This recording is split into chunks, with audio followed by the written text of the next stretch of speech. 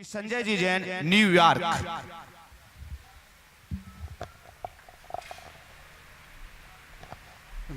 नमस्ते महाराज, नमस्ते महाराज, नमस्ते। यहाँ करो, बस उधर देखो, बोलो। अमेरिका में हाँ बोलो। अमेरिका जैसे देश में हम रहते हैं, हम अपनी आध्यात्मिक व धार्मिक चेतना को कैसे बनाए रखें महाराज? देखो, धर्म और आध्यात्मिक साधन, यहीं खड़े रहे।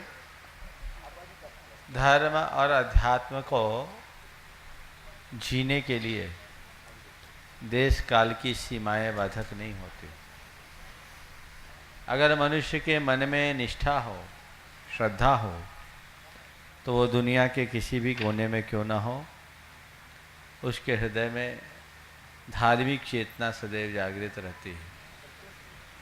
आपने पूछा, अमेरिका जैसी देश में रहते हुए भी हम अपने आध्यात्मिक और धार्मिक चेतना को कैसे जागृत रखें? निश्चित परिवेश का प्रभाव, वातावरण का प्रभाव हमारे मन पर पड़ता है, लेकिन ऐसी स्थिति में यदि आप अपने मन की श्रद्धा को, निष्ठा को जागृत रखेंगे तो उसका कोई दुष्प्रभाव नहीं पड़ेगा। सदैव अपने ध्येय को याद करें, अपने जीवन के लक्ष्य का ख्याल रखें, तो आपको कभी भटकना नहीं पड़ेगा। वहाँ आप रहें तो आप नियमित सुबह आँख खोलते ही सोचें कि मैं कौन हूँ, मेरा धर्म क्या है, मेरा कर्तव्य क्या है, मेरा लक्ष्य क्या है। इन बिंदुओं पर विचार करें। मैं कौन हूँ, मेरा धर्म क्या है, मेरा कर्तव्य क्या है, मेरा लक्ष्य क्या है, मुझे क्या पाना है। अपने मन से इसका समाधान लें और ये समाधान आपको सावधान करेगा।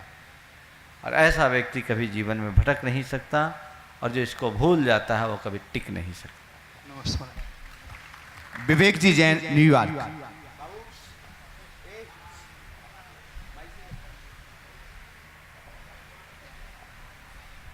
नमस्ते महाराज। महाराज, बोलो। हम अपनी बिजी लाइफ में धार्मिक संस्कार को कैसे बनाए रखें?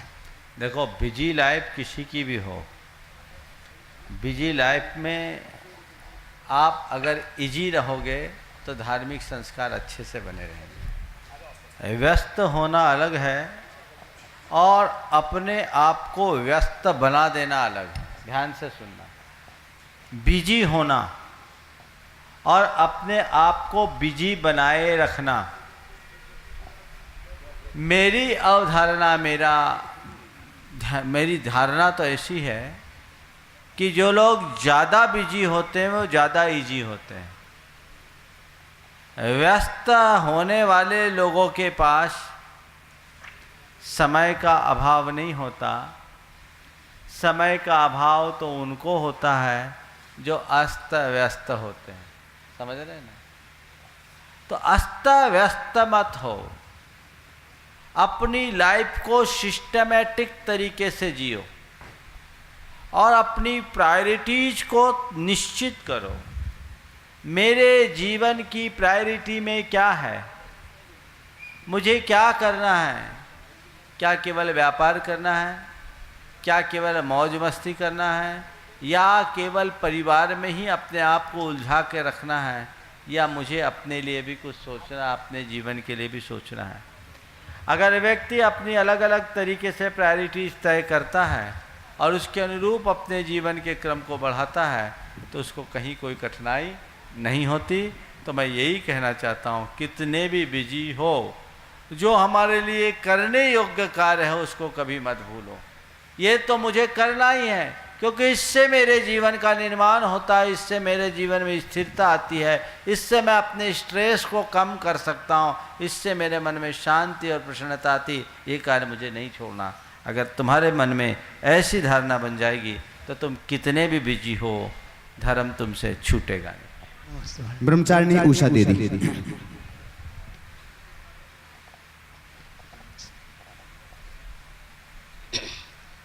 आत्मा तो अजर अमर है, उसकी मृत्यु नहीं होती। शरीर पौद्गलिक है, उसका छूटना सुनिश्चित है। दोनों की वस्तुस्थिति जानने वाले साधक का जब शरीर ग्रहण करना छोड़ दे, डॉक्टर भी जवाब दे दे पर श्वासें अभी शेष हैं, तब वह साधक एवं श्रावक क्या करे? कृपया मार्गदर्शन करें।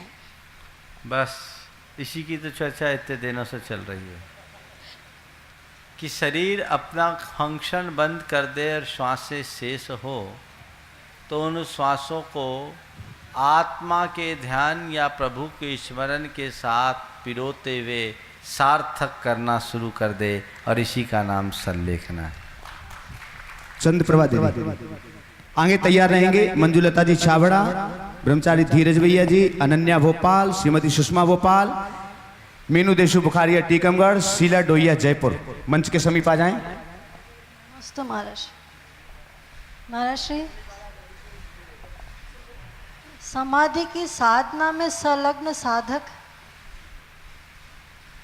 कि हमें किस प्रकार परिचर्या करना चाहिए कि उनकी साधना में, और किस तरह से हम उनकी सेवा शुश्रूषा करें कि उनकी समाधि बहुत अच्छे से हो सके। देखिए, जैन धर्म में समाधि की साधना को एक उत्कृष्ट साधना बताई, और इस साधना को विशुद्धतया आध्यात्मिक साधना का रूप देते हुए जिस साधक की साधना चल रही है उसे किसी भी प्रकार का व्यवधान, कठिनाई, परेशानी ना हो, इसका ध्यान रखने का विधान किया है। एक मुनि महाराज की समाधि की साधना में या संलेखना में उनकी परिचर्या में 48 मुनियों तक की व्यवस्था की गई। संलेखना समाधि में किसी प्रकार का शोर शराबा नहीं, दबाव प्रभाव नहीं। उस संलेखना की साधना करने वाले साधक को साधक या छपक कहा जाता है। उसके लिए उसकी शरीर की जैसी आवश्यकता वैसी सेवा शुश्रूषा करते हुए उसके तन और मन को किसी प्रकार का खेद न हो, इस बात की सावधानी रखते हुए समय समय पर उसे धर्म की बातें सुनाकर उसके अंदर के सत्य और उत्साह को प्रकट करते हुए, उभारते हुए, ज्ञान के अमृत से उसे संतृप्त करते हुए उसकी सेवा करने का विधान किया गया है। इसकी बहुत लंबी चौड़ी प्रक्रिया है, पूरा बताऊंगा तो आज का सत्र इसी में चला जाएगा। ब्रह्मचारी धीरज भैया।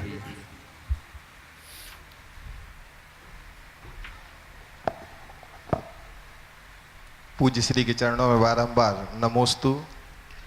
कल आपके द्वारा आचार्य कुंद की दृष्टि में संलेखना के बारे में बताया था। उसी श्रृंखला में आपसे एक जिज्ञासा रख रहा हूं कि प्राचीन शिलालेखों में जो आचार्य मुनि या श्रावक श्राविका हुए हैं तो उनकी संलेखना का क्या कोई विधान मिला है, एवं त्रियंचों की संलेखना की क्या विधि है? देखिए, आपने संलेखना के विधान की बात कही है तो हमारे यहाँ खारवेल के शिलालेखों में भी संलेखना का उल्लेख मिलता है। जो कुमारी पर्वत पर, उड़ीसा के खंडगिरी उदयगिरी में कुमारी पर्वत पर सम्राट एल खारवेल का शिलालेख है जो ईसा पूर्व 2वीं शताब्दी का है। वहाँ संलेखना का उल्लेख मिलता है। श्रवण बेलगोल की चंद्रगिरी पहाड़ी पे आचार्य चंद्रगुप्त मौर्य, जिन्हें विशाखाचार्य या प्रभाचंद्र के नाम से जाना जाता है, उनकी संलेखना का उल्लेख है। आचार्य भद्रबाहु की संलेखना का उल्लेख है। अन्य भी अनेक मुनियों के संलेखना का उल्लेख मिलता है। यह शिलालेख 6वीं शताब्दी का माना जाता है। इसी प्रकार कटवप्र पर्वत पर भी ऐसे कुछ शिलालेख प्राप्त हैं जिसमें संलेखना का विधान है। ऐसे अनेक संलेखना के विधायक अभिलेखों की उपलब्धि है जो अलग अलग स्थानों पर संग्रहित है। इसलिए ये संलेखना की परिपाटी अत्यंत प्राचीन है और इस तरह के शिलालेख भरे पड़े हैं। यदि दिया जाए तो सैकड़ों की तादाद में दिया जा सकता है। उसी में त्रियंचों की संलेखना, त्रियंचों की संलेखना की बात आपने की। हमारे शास्त्र में तो त्रियंचों की संलेखना होती है, लेकिन एक संलेखना के विषय में मैंने एक लेख पढ़ा था, हाथी ने ली संलेखना। लगभग आज से 90-92 वर्ष पुरानी बात है। ये देश में तीर्थंकर पत्रिका में छपी थी। उसका सार मैं बताता हूँ कि पशु पक्षी भी यदि आत्मज्ञानी हो जाते हैं तो कैसे संलेखना ले सकते। एक अंग्रेज शिकारी था जो किसी जंगल में अक्सर शिकार करने जाया करता था। उस जंगल में एक भयंकर हाथी था, भीमकाय हाथी। वो जिधर से गुजरता था हलचल मच जाती थी। वो शिकारी भी उससे थोड़ा बच करके चलता था। लेकिन जब वो 4-5 साल बाद वहाँ आया तो उसने देखा इस बार इस हाथी का स्वरूप कुछ बदला बदला सा है। हाथी एक छायादार पेड़ के नीचे एकदम स्थिर खड़ा था। वहाँ पड़े रहने वाले सूखे पत्ते को खाता था और दूसरे जानवर जो उसकी छाया से डरते थे सब सहज भाव से उसके पास से आते जाते गुजरते और वो किसी प्रकार की प्रतिक्रिया और प्रतिकार नहीं करता। और उसने देखा कि ऐसा लगभग 10 से 15 दिन तक चलता रहा। पेड़ के नीचे रहने के उपरांत भी उसने अपने सूंड से एक भी पत्ता नहीं तोड़ा। अन्य जानवर उसके लिए पत्ते ला ला करके देते थे और वो उसको खाता था। 17वें दिन उसने इस देह को छोड़ा और ये हाथी की संलेखना हो गई। तो ऐसे बहुत सारे आख्यान हैं। हाथी ने ली संलेखना, इस शीर्षक से एक छोटा सा ट्रैक्ट भी प्रकाशित है। मैं तो कहता हूँ जो लोग इसे सुन रहे हों, जिनके पास भी है ऐसी सामग्री को आप सोशल मीडिया के माध्यम से पूरे देश तक फैला दें, विदेश तक फैला दें, ताकि लोग जाने आत्मज्ञान की महिमा क्या होती है और एक पशु भी उसके बल पर कैसे अपना आत्म उत्थान करता है। अनन्या भोपाल।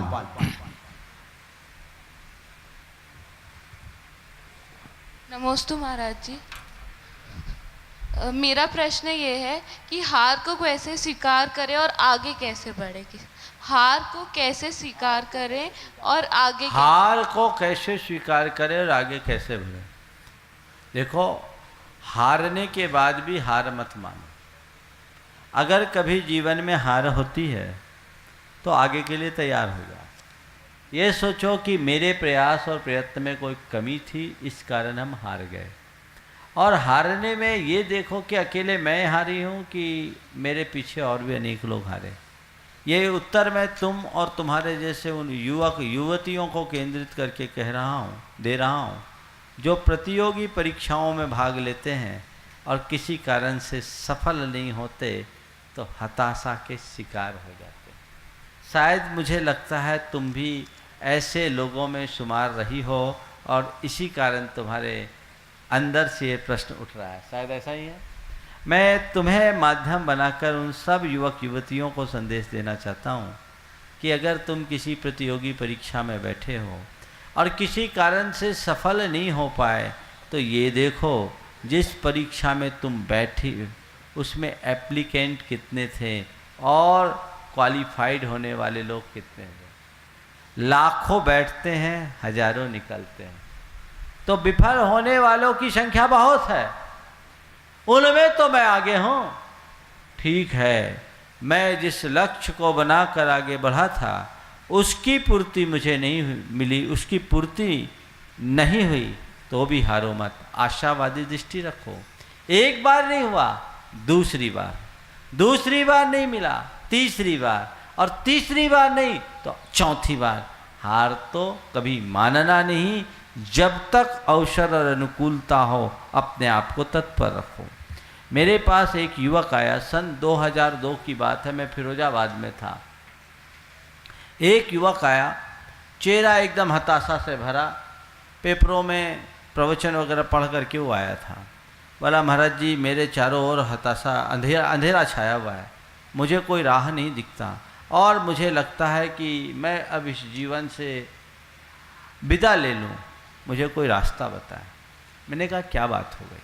उसने कहा, महाराज जी मैं 3 बार यूपीएससी का एग्ज़ाम दे दिया, अभी तक सक्सेस नहीं हुआ। 2 बार मैंने इंटरव्यू दिया, मेरा सिलेक्शन नहीं हुआ। महाराज जी मेरा मन टूट गया, मुझे लगता है कि मैं अपने जीवन में कुछ नहीं कर सकूंगा।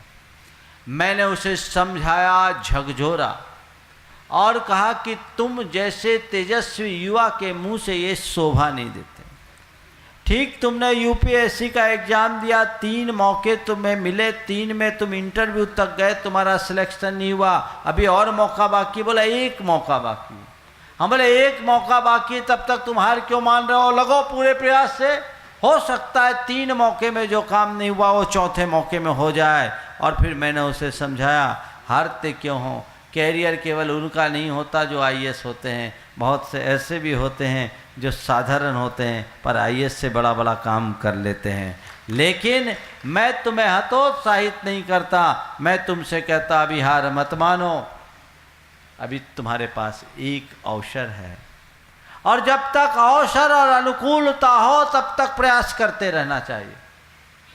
और मैंने उसे उत्प्रेरित किया, उसका नाम था अतुल सिंह, वो देहरादून से मेरे पास आए थे और मैंने उसे प्रोत्साहित किया। चौथी बार उसने अटेम्प्ट किया, उसका सिलेक्शन हो गया, 157वां रैंक हुआ। अभी कहाँ पदस्थ है मुझे पता नहीं, लेकिन हिम्मत हार गया होता तो कहीं का नहीं होता, इसलिए कभी भी हिम्मत मत हारो। श्रीमती सुषमा जी भोपाल।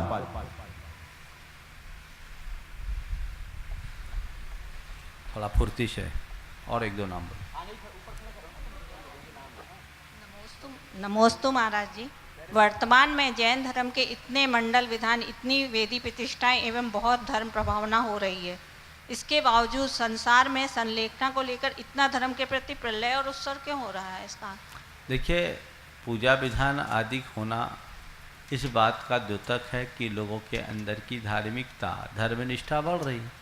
और जब धर्मनिष्ठा बढ़ रही है तो संलेखना संथारा जैसी प्रमुख साधना के प्रति भी लोगों का रुझान बढ़ा है।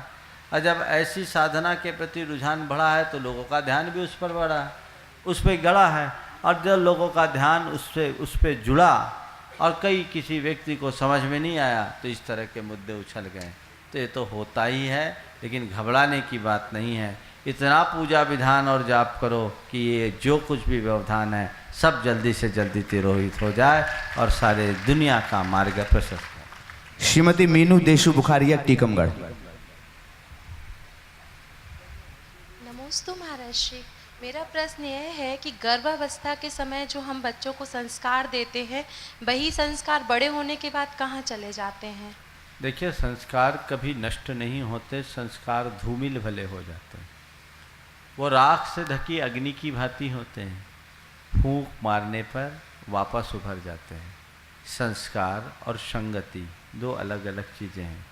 संस्कार अच्छे डालने पर भी अगर अच्छी संगति ना हो तो संस्कार के बिगड़ने की संभावना बनी रहती है। इसलिए कोशिश करनी चाहिए अच्छे संस्कार के साथ अच्छी संगति। लेकिन कुसंग पाकर के भी यदि कोई व्यक्ति गलत रास्ते पे चले जाता है और उसके प्रारंभिक संस्कार अच्छे होते हैं तो उसे बदलने में देर नहीं लगती। मौका पाते ही वे संस्कार उभरते हैं और उनका उद्धार हो जाता है। आगे तैयार रहेंगे ब्रह्मचारी धन सिंह जी पड़ावा, राहुल नानावटी नौगामा बांसवाड़ा, रमेश चंद जैन जयपुर, संतोष जैन भोपाल, धर्मेंद्र जैन कोटा और ब्रह्मचारी आकाश भैया सागर, शीला डोइया जयपुर। नमोस्तु महाराज जी, नमोस्तु। गुरुवर, मेरा प्रश्न है, हमारे समाज में जो बहू और बेटियां हैं उनका सुहाग दशमी का उपवास आ रहा है और उसमें वो गर्भवती है, किसी को 5वां, 6वां या 7वां या 8वां या 9वां महीना है, तो उन सभी बहू बेटियों ने प्रश्न ये किया है कि ऐसे में हमें क्या उपवास कर सकते हैं? और यदि हम उपवास नहीं करते हैं तो हमारे बुजुर्ग लोग कहते हैं कि एक मंदिर के कलश को तोड़ो या एक उपवास को खंडित करो। तो ये उन सब की तरफ से मैं पूछ रही हूँ। मैं आपसे कह रहा हूँ, आप भी माँ बनी हो और हो सकता है आपके साथ भी ऐसा योग बना होगा। आपने उपवास किया था कि नहीं किया था? किया था ना। तो जो काम आपने किया था वही काम आप अपने बहुओं और बेटियों को बताएं। आज आपका सब कुछ सलामत, उनका भी सलामत हो। नमस्ते। ब्रह्मचारी धन सिंह जी पड़ावा। नमस्ते। एक नारे नहीं, सीधे प्रश्न करो। संलेखना समाधि हमारा जन्म सिद्ध अधिकार है।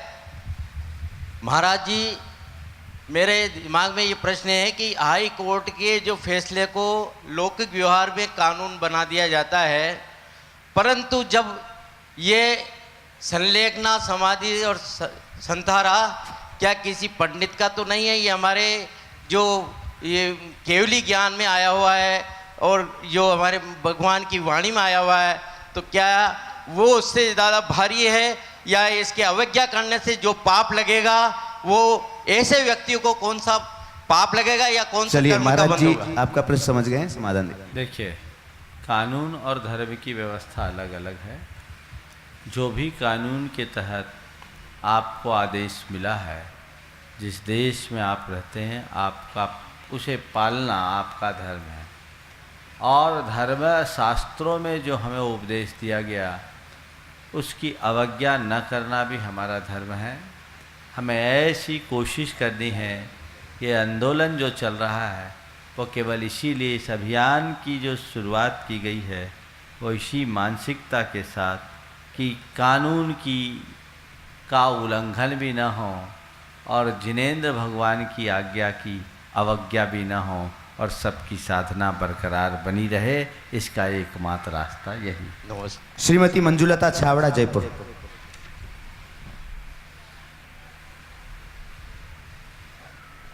नमोस्तु महाराज जी। महाराज जी, हमारे जैन आगम में सबसे प्राचीन ग्रंथ शिवार्य मुनि महाराज का भगवती आराधना, जिसमें समाधिमरण और संलेखना पर ही 2164 गाथाएं हैं और उसमें 17 तरह के मरण बताए हैं, जिसमें विशेष 5 तरह के बताएं।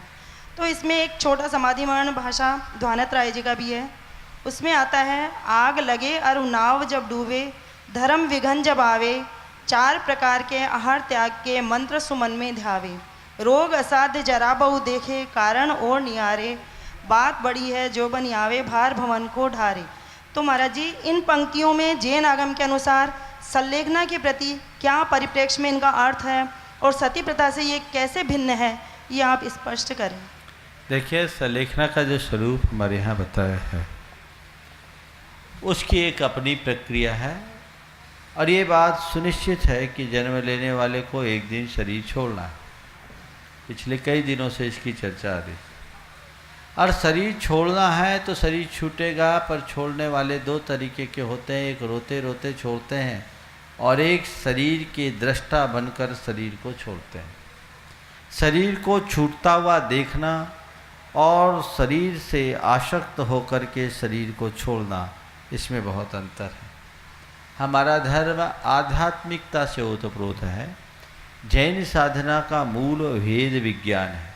शरीर और आत्मा की भिन्नता के एहसास को ही भेद विज्ञान कहा जाता है। तो एक भेद विज्ञान साधक से ये कहा जाता है कि जब तुम्हारे शरीर की स्थिति जर्जर हो जाए या ऐसी कोई परिस्थिति निर्मित हो जाए जिसमें अब शरीर का बचने की कोई संभावना शेष न हो, उपसर्गे दुर्भिक्षे जर्सी रुजायाम चनि प्रतीकारे, धर्माय तनु विमोचन माहू संलेखना मारिया। तो जब शरीर के बचने की कोई संभावना न हो, उस घड़ी में शरीर रक्षण की आसक्ति से शरीर में उलझने की जगह शरीर के शोधन की प्रक्रिया में लगो और आत्मा की शुद्धि करो, आत्मा की सिद्धि करो। यही संलेखना का लक्ष्य है। तो इसमें आहार पानी आदि के त्याग का अपना एक क्रम है। चारों प्रकार के आहार का एक साथ त्याग करने का सीधा कोई विधान नहीं। राहुल नानावटी, नौगामा, बांसवाड़ा। नमस्ते गुरुवर। महाराज जी, मेरा प्रश्न ये है कि मैंने 2 वर्ष पूर्व प्रत्यक्ष आपके कलकत्ता में दर्शन किए थे। उसके पश्चात टेलीविज़न के माध्यम से नित्य आपके प्रवचन का लाभ लेता रहा हूँ। लेकिन इस दौरान महाराज जी, मेरे को एक बीमारी होगी जिसका प्रकोप लगभग आज काफ़ी बढ़ गया है। महाराज जी, मेरी बीमारी ये है कि मुझे आपके चेहरे में विद्यासागर जी दिखाई देते हैं। इसका क्या किया जाए? बीमारी। अब इसका मैं क्या उत्तर दूं? महाराज जी, आप ही बता सकते हो। मैं तो ये समझता हूँ कि आप गलत जगह आचार्य को देख रहे हो। नहीं महाराज जी, हम तो ब्रह्मांड सागर जी के दर्शन करने आए थे, वो विद्यासागर जी के भी हो गए। बिल्कुल बिल्कुल बिल्कुल। देखो, मैं अब आपकी बात का उत्तर दे रहा हूँ। दीप जिस दीप से जलता है, ज्योति उसकी ही होती है। समझ गए? तुम कहते हो कि मेरे चेहरे में गुरुदेव दिखते हैं, मैं कहता हूँ मेरे रग रग में गुरुदेव हैं। देखने की कोशिश है। चलो महाराज, नमस्ते। रमेश चंद जैन, जयपुर।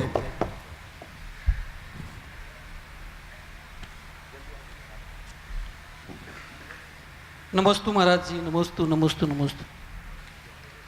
महाराज जी, मैं एक सरकारी कर्मचारी हूँ और सरकारी कर्मचारियों का, जैन सरकारी कर्मचारियों का अनुपात और धर्म के कर्मचारियों के अनुपात में 100 से भी 101 के लगभग हो सकता है।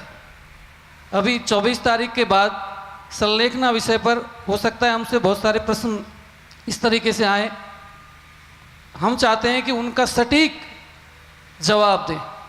मेरा प्रश्न आपसे ये है कि संलेखना, आमरण अनशन, इच्छा मृत्यु, स्वाभाविक मृत्यु और आत्मघात, इनमें कितना फर्क है और वो हम उनको किस तरीके से समझाएं कि वो समझे भी दोबारा हमसे इस तरीके के प्रश्न नहीं करें। बहुत अच्छा प्रश्न आपने किया है। सबसे पहली बात, संलेखना, आमरण अनशन, इच्छा मृत्यु और आत्मघात, इनके स्वरूप को समझें।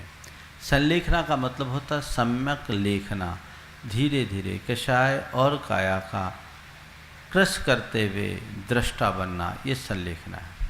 अपने अंदर के विकारों का शोधन करते हुए, शरीर की शुद्धि करते हुए, छूटते हुए शरीर को देखना, सत लेखना, भली भांति इस छूटने वाले शरीर को देखना और व्याकुल न होना, भिन्न चीज जा रही है। तो संलेखना आत्मदृष्टा के जीवन में होती है। जो आत्मलीन हो जाता है वो संलेखना का सौभाग्य पाता है। और ये संलेखना मरने के लिए नहीं ली जाती, जीवन मरण से उबरने के लिए ली जाती है। ये संलेखना जब कभी नहीं ली जाती, जीवन के अंत में ली जाती है। जब शरीर छूटने की स्थिति में होता है तब ये संलेखना ली जाती है। आपने पूछा आमरण अनशन। आमरण अनशन एक राजनीतिक या अन्य किसी प्रकार के आंदोलन का प्रतीक है जो किसी मांग की पूर्ति के लिए भोजन पानी को छोड़ा जाता है। जैन धर्म में ऐसे अनशन का विधान नहीं है। जैन धर्म में अनशन को तप कहा है और इस तपानुष्ठान का प्रयोग केवल आत्मा की शुद्धि के लिए करने का विधान है, अन्य किसी अपेक्षा के लिए नहीं। तो अगर आमरण अनशन के रूप में कोई व्यक्ति अनशन करता है और उस घड़ी में उसके साथ कुछ होता है तो बात दूसरी हो जाती है, धर्म उसकी आज्ञा नहीं देता। इच्छा मृत्यु, जीवन में जब कभी इच्छा हो जाए, जीवन को जो समाप्त करना चाहे वो इच्छा मृत्यु के हिसाब से उसे ग्रहण कर सकता है, स्वीकार कर सकता है। जैन शास्त्र इसकी मान्यता कभी नहीं देता। जैन शास्त्र कहता है मरने की इच्छा भी एक दोष है, इच्छा मृत्यु की बात ही अलग। और जीवन की किसी भी स्थिति में संलेखना तो ली ही नहीं जा सकती। संलेखना की तभी अनुमति दी जाती है जब शरीर का छूटना अनिवार्य और अपरिहार्य प्रतीत होने लगे। और आपने आखिरी प्रश्न पूछा है आत्मघात। आत्मघात घोर पाप है। आत्मघातम महत् पापम, हमारे शास्त्रों में ऐसा कहा है। इसलिए इसकी आत्मघात से तो तुलना कहीं की नहीं जा सकती, क्योंकि आत्मघात का उद्देश्य जीवन का विनाश, मौत, और जीवन की कभी भी किसी भी अवस्था में एक झटके में अपने जीवन लीला को समाप्त कर देने का होता है। ये कषाय से प्रेरित होकर के की जाती है। और संलेखना समता से, आत्मघात घोर हताशा, अवसाद और तीव्र मानसिक असंतुलन की स्थिति में हो। और ये आत्मघाती शरीर के विनाश को ही अपना विनाश मानकर आत्मघात करता है, जबकि संलेखना आत्मा की अमरता और शरीर की नश्वरता को पहचानते हुए किया जाता है। इसलिए इन सब में अंतर है। आप चिंता मत करें, ये बहुत अच्छा माहौल बन गया है पूरे देश में। हर बच्चा संलेखना और संथारा जैसे शब्द से परिचित हो गया।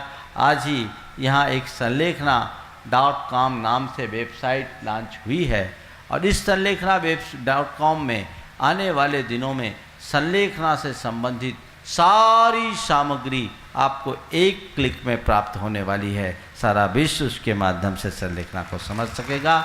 और यदि कोई व्यक्ति आपसे पूछे, आप संयुक्तिक तरीके से इसका समाधान दे सकते हैं। आगे संतोष जैन भोपाल। आखिरी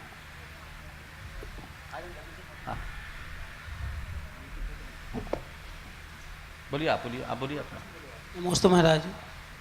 महाराज जी, निगोजिया जीव किस पुरुषार्थ के कारण सीधे मनुष्य गति को प्राप्त होता है? हाँ जी, आप पूज्य महाराज श्री से लगातार समाधान पा रहे हैं और बहुत सारे लोगों की पुनः खबर आई कि एक बार और आप मेरे लिए जो वेबसाइट लॉन्च हुई है उसके लिए बतला दें, और हम पुनः एक बार आपके लिए बतला रहे हैं www.sallekna.com। सल्लेखना की स्पेलिंग एक बार पुनः सुन लें, क्योंकि अभी आप लोग लिख नहीं पाए थे, जो भी दर्शक आदि हैं। SALLEKHANA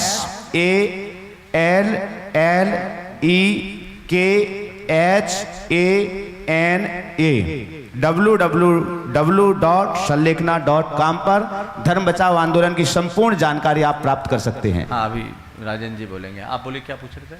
महाराज जी नमस्तु। निगोजिया जीव किस पुरुषार्थ के कारण सीधा मनुष्य गति को प्राप्त होता है? ये उसकी भवितव्यता होती है, उसमें पुरुषार्थ की कोई बात नहीं।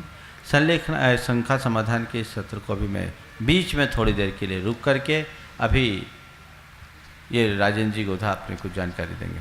धर्म बचाओ आंदोलन के जो कार्यकारिणी कमेटी है उनकी सायंकाल से मीटिंग चल रही थी, वो मीटिंग अभी अभी समाप्त हुई है। जो बिंदु निकल करके आए हैं, हम उसके लिए यहाँ पर आमंत्रित कर रहे हैं राजेंद्र जी के गोधा। पूरे आचार्य विद्यासागर जी महाराज की जय। पूज्य मुनि प्रमाण सागर जी महाराज की जय। बंधुओं, मीटिंग अभी अभी खत्म हुई है और उसमें जो निर्णय लिए गए हैं उसके अनुसार 24 तारीख को सवेरे 10 बजे रामलीला मैदान से जुलूस प्रारंभ होगा, मोहन जुलूस। और उस मोहन जुलूस में जो पुरुष वर्ग है वो सफ़ेद वस्त्र पहनेंगे, महिलाएं केसरिया साड़ी पहनेंगी। जुलूस प्रारंभ होने के बाद में जोरी बाजार, तिरपोलिया बाजार, चौड़ा रास्ता होते हुए MI रोड होते हुए महावीर स्कूल में समापन होगा, जहां ज्ञापन दिया जाएगा या तो मुख्यमंत्री को या गवर्नर के किसी प्रतिनिधि को। साधु संतों को जहाँ तक सवाल है, अभी उस पर पूर्ण निर्णय नहीं हुआ है, क्योंकि अलग अलग विचार लोगों के थे। उस संबंध में एक बार और पुण्य मीटिंग होगी, उसमें तय किया जाएगा कि दोनों समाज के साधु संत समापन जहाँ मीटिंग का होगा महावीर स्कूल में वहाँ मौजूद रहेंगे या नहीं रहेंगे। लेकिन एक बात तय हो गई है कि जयपुर में जितने संतों का चातुर्मास हो रहा है उन सबके पास कमेटी के लोग जाएंगे और उनसे इस कार्यक्रम के लिए आशीर्वाद लेंगे। पूरे देश में कोशिश की जा रही है कि ये कार्यक्रम पूरे देश में 24 तारीख को और 10 बजे प्रारंभ हो, जहाँ जहाँ भी जुलूस निकले समय एक हो, ताकि एक रूपता दिखाई पड़े। जयपुर में जो कार्यक्रम हो रहा है उसमें यह तय किया गया है कि सवेरे 10 बजे जो भी रवाना होंगे वो केवल पानी के आधार पर जुलूस में चलेंगे और कोई चीज़ रास्ते में किसी को भी सामग्री नहीं दी जाएगी। और कोशिश ये की जाए कि उस दिन जब तक आपका ज्ञापन नहीं चला जाए, जब तक लोग भूखे रहें, खाना नहीं खावें, नाश्ता नहीं करें, ऐसा प्रयास करें। साधु संतों का आशीर्वाद लेने के लिए दोनों समाज के अलग अलग प्रतिनिधि मंडल के रूप में जाएंगे और सभी साधुओं से इस कार्यक्रम को बताया जाएगा और उनसे आशीर्वाद लिया जाएगा। उनको सभा में आना है नहीं आना है, इसके संबंध में एक कमेटी बनी है, वो अलग से निर्णय लेगी। जुलूस में प्ले कार्ड्स लोगों के हाथों में रहेंगे, बैनर हाथों में रहेंगे संलग्नता से संबंधित, और पूरे जुलूस के अंदर सभी लोग मौन धारण करेंगे, काली पट्टी बांधेंगे और किसी तरह का कोई भी मुंह से कोई नारा या कोई और चीज़ मुंह से नहीं निकलेगी। बिल्कुल शांत 6-6 लोगों की पंक्ति में सभी लोग जुलूस में चलेंगे। कोशिश ये की जाएगी कि जिस तरह का उत्साह जोश अभी दोनों समाज को वहाँ मिला है, उसको देखते हुए लगता ये है कि जुलूस का आगे का कोना महावीर स्कूल में होगा और लास्ट का कोना रामलीला मैदान में होगा, ऐसी उम्मीद है। और पूर्व में भी आपको ध्यान हो, जब इस तरह के जुलूस निकाले गए थे स्थिति यही हुई थी जो मैं आज बता रहा हूँ। और इस सब कामों के लिए सुभाष जी को जुलूस का संयोजक बनाया है। बाकी सारे काम सारे लोग मिलकर करेंगे। संयोजक के बारे में वो जो भी कमेटी है उनके निर्णय लेगी, जिन जिन को लोग जोड़ना चाहेंगे वो अपनी तरह से जोड़ेंगे। महिला मंडल, युवा मंडल और समाज के मंदिरों के जो अध्यक्ष मंत्री है वो सभी अपने अपने मंदिरों के जो लोग हैं उनको जुलूस में शामिल करने के लिए प्रेरित करेंगे। इस तरह से एक कार्यक्रम बना है और जो भी निर्णय होगा, अभी 4 दिन का समय है। एक और महत्वपूर्ण निर्णय हुआ है कि सारे दोनों समाजों के मंदिरों के अध्यक्ष मंत्री, इन सब की भी एक बैठक 20 तारीख को बुलाई जाएगी और उनको पूरे जुलूस की जानकारी दी जाएगी, क्या चीज़ उनके हाथ में रहेगी इससे बताई जाएगी। ये सारी चीज़ें 20 तारीख को शाम को 5 बजे उनकी मीटिंग रखी है, जिसमें सभी मंदिरों के अध्यक्ष मंत्री उपस्थित होंगे और उनको सारी जानकारी देने के बाद वो जुलूस में जैसा भी रूप बनाएंगे, जुलूस का स्वरूप होगा वो अपने समाज के हिसाब से तय करेंगे। लेकिन जुलूस में सभी शामिल होंगे, चाहे वो सितंबर समाज हो चाहे दिगंबर समाज हो। केवल अशक्त लोग जो होंगे उनको घर पे रहने की छूट दी जाएगी, बाकी सभी लोग समाज के जुलूस में शामिल होंगे। ऐसी मेरी आपसे निवेदन है। और एक बात मैं पूरे देश के जैन समाज को निवेदन करना चाहता हूँ कि ये जो अलग अलग तारीखों पे जो कार्यक्रम बना रहे हैं वो न बनावे, कार्यक्रम केवल 24 तारीख के लिए बनावे। और आपको सुनकर खुशी होगी कि जितने लोगों के अभी मेरे पास संदेश आए हैं उन सब लोगों ने अपने प्रोग्राम बदल दिए हैं और अधिकांश लोग ये कार्यक्रम 24 तारीख का ही रख रहे हैं और 24 तारीख को ही इस कार्यक्रम में वो सम्मिलित होंगे। इसके अलावा भारतीय तीर्थ क्षेत्र कमेटी ने एक सर्कुलर जारी किया है, उन्होंने भी अपना कार्यक्रम 24 तारीख को रखा है। दिगंबर जैन महासमिति ने भी ये कार्यक्रम अपना दे दिया है, उन्होंने भी सारे प्रोग्राम स्थगित करके 24 तारीख को अपने कार्यक्रम का अंतिम रूप दिया जा रहा है। इस तरह से एक कार्यक्रम बनाया जाएगा और जो भी सूचना होगी वो आपको समय समय पर दी जाएगी। जय महावीर।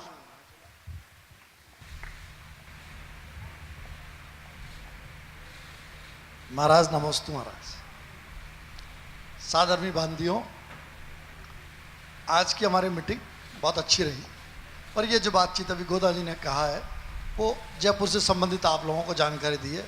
पर मेरा पारस चैनल के माध्यम से सब लोगों से अनुरोध है कि वो सेम पैटर्न पे अपने अपने शहर में इसकी तैयारी करें। और मैंने जैसे भी परसों भी कहा था कि ये कुछ ऐसा होना चाहिए कि एक मिसाल हो जाए, कोई आदमी घर में सक्षम रह नहीं पाए, ये हम सबकी जिम्मेदारी है। हम 364 दिन व्यापार करेंगे, एक दिन व्यापार नहीं करने में कोई भूखे नहीं मरने वाला है अपने यहाँ। तो मैं ये कहना चाहता हूँ कि पूरे मन से, अच्छा इसकी भावना हमारे कहने से नहीं होनी चाहिए। स्थिति ये है जो कुछ हुआ है, जिसके विरोध में जो हम लोग इस पक्ष में बात कर रहे हैं, संथारा के पक्ष में बात कर रहे हैं, आप लोग अपने अपने गुरु से, अपने अपने जो भी कोई जिससे आप समझते हो उससे इस बारे में चर्चा करो। ये एक वीक इस बात के लिए डेडिकेट होना चाहिए कि आप भी समझो इस चीज़ को कि संलेखना वास्तव में क्या है और जैन धर्म में इसकी क्या उपयोगिता है। अगर मैं कहता हूँ कोई भी आदमी जो इसके बारे में समझ लेगा वो अपने घर में रह ही नहीं पाएगा, ये मेरी गारंटी है इस बात की। आपको लगेगा अरे इतनी अच्छी चीज़ जैन धर्म की, इस अच्छी चीज़ से हम लोग वाकिफ़ ही नहीं थे। ये वो हर आपका भी मन करेगा कि मैं भी संलेखना लूँ, मैं भी अंतिम संथारा लूँ, अंत मेरा भी ऐसा ही गुजरे, कोई महाराज मेरे भी कहे मेरे साथ रहे एंड अंतिम समय में मेरा परिवार मेरे साथ रहे। ये एक ऐसा काम है, जैसा कि महाराज ने भी अभी कहा, इसमें मृत्यु को सोचना भी नहीं है। जैन धर्म में मृत्यु की कल्पना भी नहीं करनी है। जितने दिन भी आवे, जब भी आवे मृत्यु चाहे आ जाए चाहे लाखों वर्षों तक जीऊं, ये तो हम लोग बातें ही हैं। तो हमारे धर्म में तो कहीं ये लिखा ही नहीं है कि हमें मृत्यु की कल्पना करनी है या मृत्यु का कोई संदेह, ऐसी कोई बात ही नहीं है। इसलिए ये जो भी कुछ किया जा रहा है, जो भी कुछ अखबारों में आ रहा है, ये वो लोग हैं जिन्होंने इसको समझा नहीं है।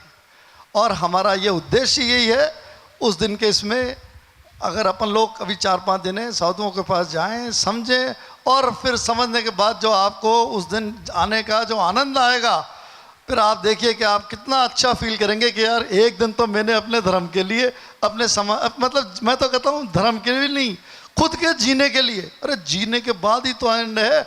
और वो आपको जीने का मजा आएगा कि भाई मेरा भी अंत संथारे में लेके रहे, मेरा भी संलेख ना हो, ऐसी भावना आप लोग भाओगे। लेकिन कब? जब आप इसको थोड़ा सा समझ लोगे। मैं तो थोड़ा सा सीखा है, थोड़ा सा समझा है, मैं हर बार ये भावना बताऊं कि मेरा भी अंत ऐसा ही हो। तो मैं सही बोलता हूं, आपको ऐसी शांति मिलेगी। कई लोग सोचते हैं कि मृत्यु का नाम आते ही डरता है, अरे भाई क्या होगा, ऐसा कुछ नहीं है। मृत्यु की किसी को बात करनी ही नहीं है। संलेखना का ये एक बेसिक सिद्धांत है। मैं आप सब लोगों से एक बात कहना चाहता हूँ, ज़्यादा से ज़्यादा लोग यानी 50 लाख लोग पूरे इंडिया भर से 24 तारीख को सड़कों पे आए। मौन जुलूस ये अहिंसात्मक हमारा है, अहिंसात्मक बिल्कुल तरीके से, कोई भाषणबाजी नहीं करनी है, कोई नारेबाजी नहीं करनी है। सफ़ेद वेशभूषा के अंदर महिलाएं केसरिया वस्त्र पहन के आएंगी और ज़्यादा से ज़्यादा संख्या में अपन एक जगह पे होंगे और हमारे गुरुओं का हमें आशीर्वाद मिलेगा कि हमें उसकी अभी से तैयारी कर लेनी चाहिए कि गुरुओं को आशीर्वाद लेकर के हम ये काम करें और फिर आप लोगों से दोबारा बातचीत होगी इस बारे में। जय गुरुदेव। अभी जैसे कि आपको ये जानकारी दी गई है, जयपुर में जो भी लोग अपने स्थान पर अपने घरों पर बैठ करके इस कार्यक्रम को देख रहे हैं, सुन रहे हैं, और जयपुर में होने वाली 24 तारीख की इस धर्म बचाओ आंदोलन में जो भी लोग सम्मिलित होना चाहते हैं उनके लिए समय है प्रातः 10 बजे। 24 तारीख रामलीला मैदान से प्रारंभ होगी और महावीर स्कूल में जाकर के उसका समापन होगा। भारतवर्ष में जहां जहां भी जो लोग लाइव देख रहे हैं वे लोग भी अपने अपने शहरों में, अपने अपने नगरों में, अपने अपने गांवों में समय का निर्धारण करें, स्थान का निर्धारण करें और कहां पर क्या क्या ज्ञापन, उनमें ज्ञापन किस किस के लिए देना है उसका निर्धारण करें। एक बार पुनः हम आपके लिए बतला दें, इस संपूर्ण सामग्री धर्म बचाओ आंदोलन से संबंधित बैनर्स बनाना हो, हाथों की तख्तियां बनाना हो, चाहे ज्ञापन की सामग्री, वो संपूर्ण सामग्री आज रात के 10 बजे के बाद www.sanlekhna.com पर उपलब्ध होगी। आप वहां से संपूर्ण सामग्री को प्राप्त कर सकते हैं। हम अंतिम प्रश्न के लिए ब्रह्मचारी आकाश भैया के लिए यहां पर बुला रहे हैं, जो आज गुणायतन परिवार में निर्माण निधि से भी जुड़ रहे हैं और आज का अंतिम प्रश्न करेंगे। उसके बाद का पूरा समय महाराज श्री के आदेश हम प्राप्त कर सके, उनका निर्देश प्राप्त कर सके, आशीर्वाद प्राप्त कर सके, इसलिए उनके चरणों में संपूर्ण समय हम समर्पित करेंगे। महाराज श्री के चरणों में कोटि सा प्रणाम।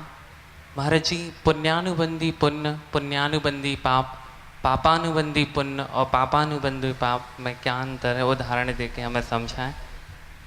देखो, पुण्यानुबंधी पुण्य वह पुण्य है जो अपने उदय में व्यक्ति की बुद्धि को निर्मल बनाकर उसे नए पुण्य के उपार्जन में लगाए, ऐसे पुण्य को पुण्यानुबंधी पुण्य कहते हैं। इससे विपरीत पापानुबंधी पुण्य है ऐसा पुण्य जो अपने उदय में व्यक्ति की बुद्धि को विकृत कर उसे भोगासक्त बनाए और दुर्गति का पात्र बनाए। यानी पुण्यानुबंधी पुण्य ऐसा पुण्य है जो अपने उदय में पुण्य कराए, और पापानुबंधी पुण्य ऐसा पुण्य है जिसे भोगने में पाप हो। आपने पूछा है पापानुबंधी पुण्य, पुण्यानुबंधी पाप और पापानुबंधी पाप। कुछ पाप की क्रियाएं ऐसी होती है जो धर्म संस्कृति की रक्षा के लिए करते हैं, पर क्रिया पाप की है, वो बांधता पुण्य को। जैसे सूकर शेर से लड़ा था मुनिराज की रक्षा के लिए और उसने पाप किया पर पुण्य बांधा, इसको बोलते हैं पुण्यानुबंधी पाप। और ऐसा पाप जो केवल पाप के लिए किया जाता है उसको बोलते हैं पापानुबंधी पाप। तो जो पाप धर्म संस्कृति की रक्षा के निमित्त अल्प अंश में होता है वो पुण्य बंध का कारण होता है, और जो पाप केवल पाप के लिए होता है वो जीवन के संताप का कारण बनता है, उसे पापानुबंधी पाप कहते हैं। इस प्रकार आपके प्रश्न का उत्तर हुआ।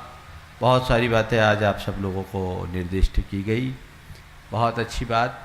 मैं तो यही कहना चाहूँगा कि पूरे देश भर के जैन समाज को अपनी एकता, अपनी अखंडता का परिचय देने का वक्त आ गया है, और ऐसे समय में सबको मिलजुल करके पूर्ण उत्साह और उमंग के साथ जो आपका अपना मौलिक हक है उसकी रक्षा के लिए जुटना चाहिए।